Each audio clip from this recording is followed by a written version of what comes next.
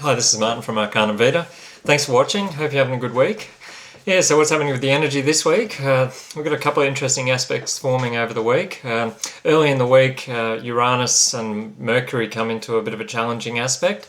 So this is very stimulating energy. It's very electrical. It's a little bit sort of disruptive and unpredictable and unreliable and that type of thing, particularly around our communications and our movements and interactions and that type of area. So it's just important under this, to realise that, the idea of it is to sort of stimulate things and shake things up and, breathe a little bit of chaos into the routine so that we get an opportunity to relook at things and recheck things. And, where these planets are right now is it's making sure that we're, communicating ourselves in a way that sort of, more truly, aligns with our values and where we're coming from. But, how that's going to play out is that, really could just, make things a little bit unpredictable and a little bit chaotic. But it's just important, make sure you don't sort of, jump the gun or do any knee-jerk reactions or, overthink things this week, and make sure you're sort of, staying fairly well grounded and,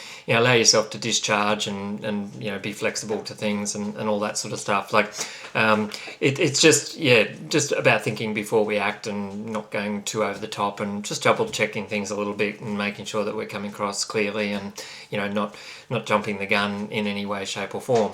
Because later in the week, Mars forms a very challenging aspect to Pluto, and this is kind of where will and force are at odds with one another. It's a very, very strong, powerful aspect, and really what it's ultimately about is transformation, or helping us to transform something, a deeper area or a deeper aspect of our life, into something that is more sort of constructive for us over time, for the duration or over the long term. So, in many ways, themes like power and control and, letting go and death and transformation and change and all those types of things come under, Plutonian energy. So, it ultimately, however we approach this energy, it's kind of asking us to release in some way from an old attachment, and not to butt heads or to try and force our way forward or force change, or sort of overcome an adversary with oppositional force. It's about